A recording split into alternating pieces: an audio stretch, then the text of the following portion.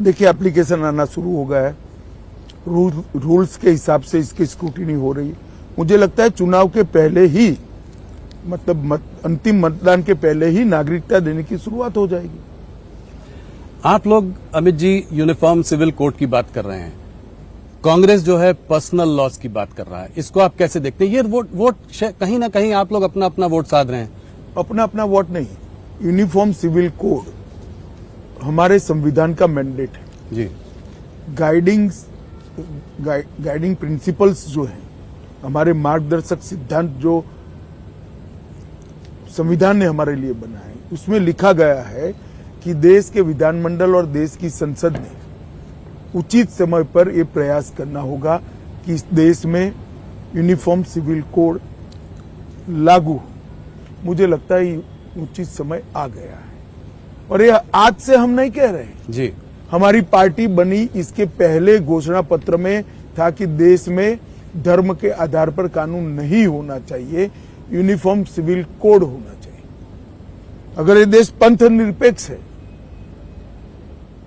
तो धर्म के आधार पर कानून कैसे हो सकते हैं? जी, नहीं होने चाहिए। इधर बीच घुसपैठियों की बात हो रही है। आपने सीए इम्प्लीमेंट किया, मैनिफेस्टो में एनआरसी की कोई चर्चा नहीं है, ऐसा क्यों? देखिए, सीए का इम्प्लीमेंटेशन कोविड के कारण लेट हुआ है, और हम मानते हैं कि पहले सीए को जमीन पर उतारना चाहिए। वो प्रक्रिया अब चल रही है, और जहां तक घुसपैठ का सवाल है, अब देश के एक ही राज्य से घुसपैठ हो रही है, बंगाल से जी। क्योंकि ममता बनर्जी की सरकार का उस पर वरद हस्त है। वो घुसपैठियों में अपनी वोट बैंक दिख रही है। उनको घुसपैठ में राष्ट्रीय सुरक्षा खतरे में है, वो नहीं दिखाई पड़ता है। उनको लगता है कि मेरे वोट बढ़ रहे हैं। न केवल बंगाल, समग्र देश के लिए ये बहुत खतरनाक सोच है।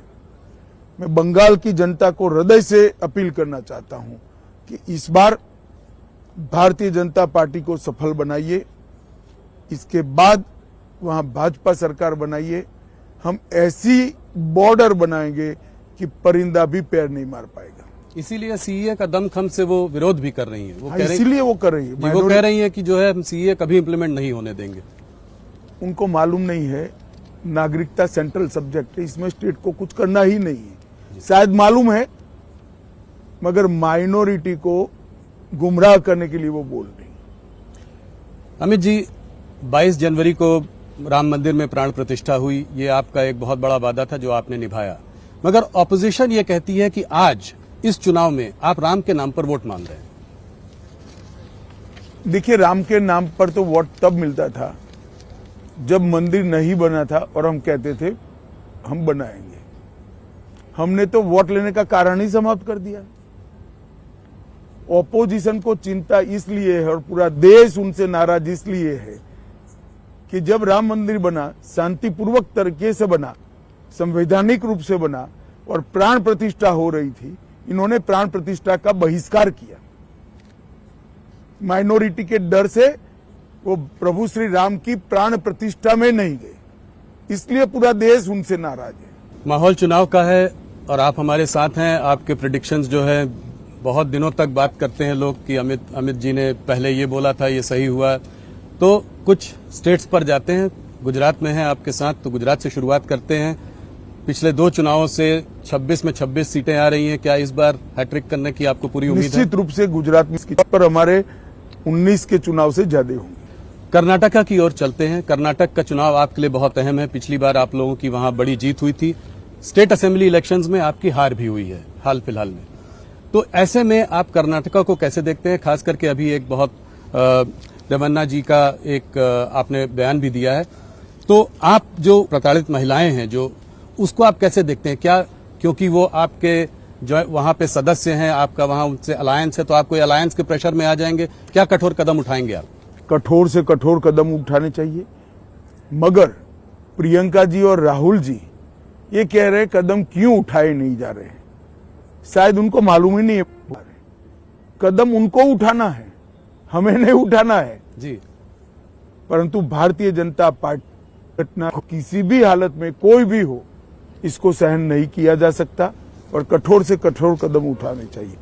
तो अलायंस का कोई नहीं है। दबाव है ना, हम दबाव में आएंगे। एक और कांड हुआ था नेहा हिरामत वाला किस्सा, जिसको कि ये पक्का मामला ही लव जिहाद का है। यही मैं आपसे जानना चाहता था, इस पर अगर आप कुछ बता सके, क्योंकि सीएम और होम मिनिस्टर ने कहा ये पर्सनल मामला है। वो अपनी माइनॉरिटी वोट बैंक के कारण ऐसा कह रहे हैं। मुझे एक बात बताइए, बच्ची को, किसी भी बच्ची को कॉलेज में सुरक्षा कैंपस में मिलनी चाहिए या नहीं मिलनी चाहिए? जी, इस तरह से हत्या होती है और उसको पर्सनल मामला बताकर इस सामाजिक दूषण से आप नजरें चुरा रहे हैं केवल वोट बैंक के लिए। उनको तो बम ब्लास्ट होता है, वो भी गैस सिलेंडर का ब्लास्ट लगता है। जब एनआईए जांच लेती है तो पूरा पकड़ा जाता है। बेंगलुरु में 10 साल से बम ब्लास्ट नहीं हुए थे। इनकी सरकार आई, एसडीपीआई का समर्थन लिया और अब बम ब्लास्ट होने लगे। अपनी वोट बैंक की पॉलिटिक्स के कारण कितने नीचे जाएंगे। देश की सुरक्षा, बेंगलुरु की सुरक्षा, कर्नाटक की सुरक्षा, इसको भी कांग्रेस पार्टी ताक पर रख रही है। ऐसे माहौल में जिसके बारे में हम लोगों ने अभी चर्चा की, कितनी सीटें देते हैं आप कर्नाटक में भारतीय जनता पार्टी और उसके गठबंधन को? देखिए, अभी एक चुनाव होना बाकी है जी, मगर मुझे लगता है कि कमोबेश हम हमारी पोजीशन को बरकरार रखेंगे। जितनी सीटें पहली थी उतनी ही आपकी इस बार भी रहेंगी। तो ये तो मतलब बड़ा बयान है आपका। महाराष्ट्र की ओर चलते हैं।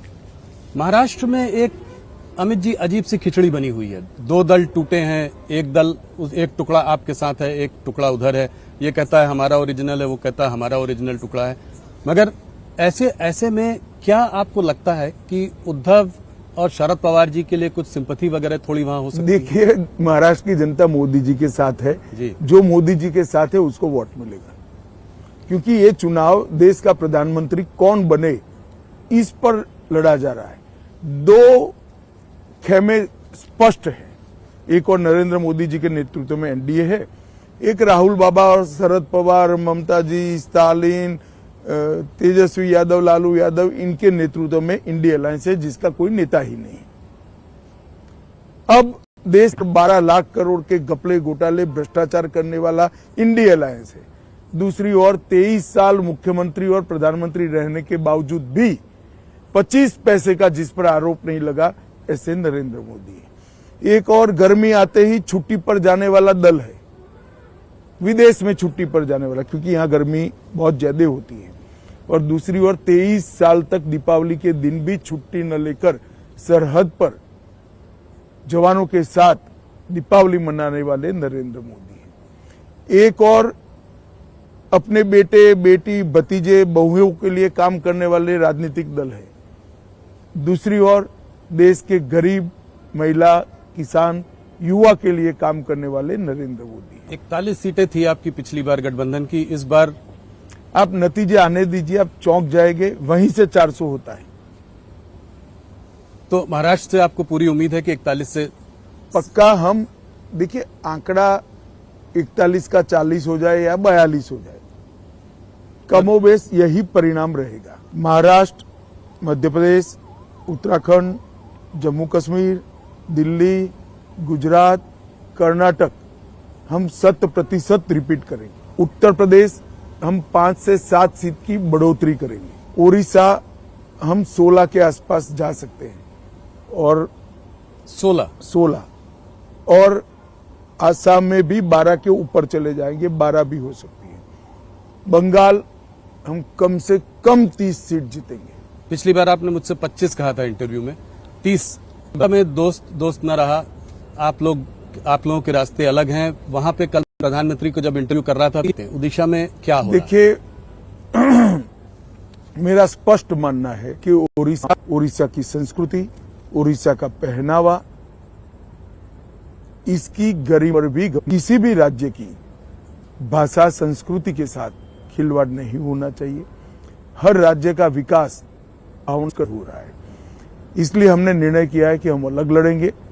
मुझे पूरा विश्वास है कि इस बार उड़ीसा की जनता, आप सीटें बढ़ाएंगे पिछली बार से? उत्तर प्रदेश में सीटें बढ़ाए मतलब अगर सब कुछ अच्छा रहा तो 80 की 80 हो सकती है। अरे, तो बहुत ही बड़ा बयान है आपका। रिकॉर्ड 2014 का ब्रेक होगा जी, 71 और 73 हो सकता है। हम सब कुछ अच्छा रहा तो 80 की 80 भी जीत सकते। इसका मतलब आप अखिलेश को कन्नौज में हराएंगे, अखिलेश जी को, डिम्पल को मैनपुरी में हराएंगे, उनकी पूरी फैमिली फिरोजाबाद, आजमगढ़। मैंने संभावना बदायूं कहा है सब। कि हम 80 की 80 कर सकते हैं। हमारी सीटों की बढ़ोतरी होना निश्चित है। अमित जी, अभी हम लोग कुछ दिन बिहार में थे तो वहां पे ये है कि जो तेजस्वी और जो गठबंधन साथ में इनके साथ लड़ रहा है, वो इस बार की कुछ सीटों में कॉन्फिडेंस है कि आप रिपीट करेंगे जिस तरह का आपका जी। परफॉर्मेंस। साउथ इंडिया में एक बार चलते हैं। इस बार आप लोगों ने वहां बहुत समय, प्रधानमंत्री वहां बहुत दौरे किए, आपने खुद पर्सनली वहां पे बहुत दौरे किए, आपने बड़े दिए हैं। साउथ इंडिया, अगर 129-130 सीटों में आप कितनी सीटें देखते हैं? पिछली बार आपकी देखिए, कर्नाटक और साउथ तेलंगाना के चारों राज्यों को मिलाकर हम कांग्रेस से तो आगे ही जाएंगे। के कितनी सीटें? हम बहुत अच्छा चुनाव लड़े हैं जी, खाता तो निश्चित रूप से खुलेगा, परंतु सीटों का अनुमान लगाना वहां इसकी बड़ी दोनों प्रदेशों में, मतलब तमिलनाडु में भी खुलेगा, केरला में, केरला में भी खुलेगा। और तेलंगाना और आंध्र को कैसे देखते हैं आप? आंध्र प्रदेश में हमारा अलायंस है, हम बहुत अच्छा चुनाव लड़ रहे हैं, अभी शुरुआत है। और तेलंगाना में तो हम लोकसभा में बहुत अच्छा परफॉर्मेंस करेंगे। हमारी अब तक की हाईएस्ट सीट हम वहां से जीतेंगे। अमित जी, एक सवाल और, इस चुनाव के पहले 2 सीएम जो है अरेस्ट हुए हैं। केजरीवाल जी अरेस्ट हुए, वो तो अभी भी मुख्यमंत्री हैं, हेमंत सोरेन जी भी अंदर हैं। सुप्रीम कोर्ट ने ईडी से टाइमिंग ऑफ अरेस्ट पर क्वेश्चन उठाया है, तो इसको आप कैसे देखते हैं? नहीं, देखिए, ईडी सुप्रीम कोर्ट के सामने एक्सप्लेन करेगी जी, मगर मैं बताना चाहता हूं, ये हौत समन के बाद हाजिर नहीं हुए। पहले समन में अगर आए होते तो चुनाव के 6 महीना पहले अरेस्ट हो जाते। बहुत बार समन्स दिया गया, वो आए ही नहीं। अब उनकी धर्मपत्नी सुनीता केजरीवाल जी कह रही हैं कि उनको इंसुलिन नहीं दिया जा रहा है, वहां पे उनको ठीक से रखा नहीं जा रहा है, ये उनको मारने की साजिश है। देखो भैया, जी, तिहाड़ जेल दिल्ली सरकार के अंतर्गत आता है, जिसके मुख्यमंत्री केजरीवाल जी है। तो क्या उनको मारने की साजिश वो स्वयं कर रहे हैं? वो कहते हैं कि वो डीजी प्रेजेंस जो है वो दिल्ली पुलिस को शायद रिपोर्ट करता है। जरा भी नहीं। अच्छा। प्रिजन सीधा दिल्ली सरकार को रिपोर्ट करता है, तो इसमें आपका कोई सवाल ही नहीं पैदा होता। ईवीएम पर सुप्रीम कोर्ट का फैसला आया। ऑपोजिशन ईवीएम के बारे में बहुत सालों से बात कर रही है, हर बार नारा लगाती है कि बीजेपी सिर्फ ईवीएम की वजह से चुनाव जीतता है। अब आप लोग 1 नेशन 1 इलेक्शन की बात कर रहे हैं, ये लोग ईवीएम की बात कर रहे हैं। देखिए, आप क्या ये कर पाएंगे 1 नेशन 1 इलेक्शन? मैं पहले एक बात स्पष्ट कर दूं। जी, राहुल गांधी जी जो बोलते हैं वो सोच विचार कर नहीं बोलते हैं। अगर हम ईवीएम के कारण जीतते हैं तो तेलंगाना में क्यों हारे, तमिलनाडु में क्यों हारे, केरल में सालों से क्यों हार रहे हैं, हिमाचल में क्यों हारे, बंगाल में क्यों हारे? या तो राहुल गांधी ने स्पष्ट करना चाहिए कि ईवीएम से आए नतीजों में हम जीतते हैं तो भी शपथ नहीं लेंगे, जी, जीतते हैं तो नए कपड़े पहनकर शपथ ले लेते हैं, हारते हैं तो ईवीएम पर ठीकरा फोड़ते हैं। किस प्रकार की राजनीति है भैया? जब आप जीतते हो तब ईवीएम सही है, जब हारते हो तो ईवीएम नकारा है। क्या देश की जनता ये सब नहीं समझती? क्या देश की जनता इसको समझती है? मगर मुझे तो आश्चर्य हो रहा है, इतनी बड़ी पार्टी अपने नेता के एडवाइजर क्यों नहीं बदलती है? मैं दूर से देखता हूं, मुझे आश्चर्य होता है। खैर छोड़िए, वो उनकी पार्टी का सवाल है। 1 नेशन 1 इलेक्शन हमारा संकल्प पत्र का मुद्दा है जी, और हम उसको जमीन पर उतारने का पूरा प्रयास करेंगे। तो अगला चुनाव 2029 1 नेशन 1 इलेक्शन होगा। देखिए, तो संसद को निर्णय करना है, जी। परंतु भारतीय आपकी तरफ जनता से कुछ- पार्टी जरूर प्रयास करेगी और उसको जमीन पर उतारेगी। अमित जी, थोड़ा हटते हैं कुछ उसमें जो है उन्होंने कहा है कि रॉ, जो हमारी इंटेलिजेंस एजेंसी है, रॉ प्लॉट कर रही थी कुछ टेररिस्ट को। पता है? देखिए, इस प्रकार की रिपोर्ट के आधार पर, इतनी गंभीरता से मीडिया के रिपोर्ट के आधार पर नहीं सोचना।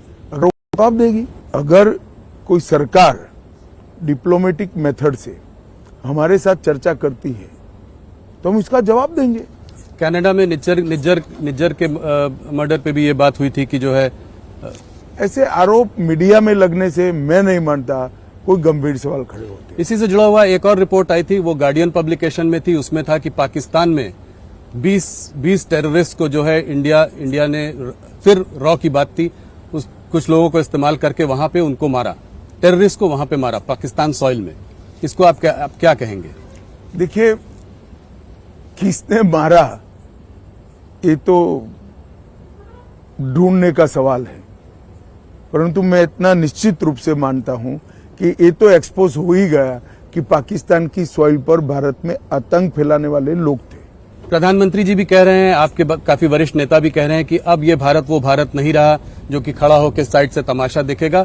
ये भारत वो है जो घर में घुस कर मारता। कि भारत की सीमा और भारत की सेना इसके साथ छेड़खानी नहीं करते, वरना जवाब मिलता है। अमित जी, कश्मीर पर एक सवाल, क्या कश्मीर पे भी, कश्मीर में चुनाव, तो ये सीधा सवाल है, इसका आप क्या जवाब देंगे? अभी पार्टी ने तय नहीं किया है, पार्टी तय करे। मैं कभी नेगेटिव सोच के साथ काम नहीं करता, मैं मेरी पार्टी को जिताने के लिए काम करता हूं। हाँ, इससे किसी की नींद उड़ती है तो वो उनका प्रॉब्लम है। मेरी पार्टी को जिताना, मेरी पार्टी के लिए काम करना, ये मेरा दायित्व है और मैं उसको बहुत अच्छे तरीके से करता हूं। अमित जी, आप हमारे संग जुड़े, आपने हमारे सवालों का जवाब दिया, साबरमती तट तक आप आए और यहाँ पे आपने हमसे बातचीत की, उसके लिए आपका बहुत बहुत धन्यवाद। धन्यवाद राहुल जी।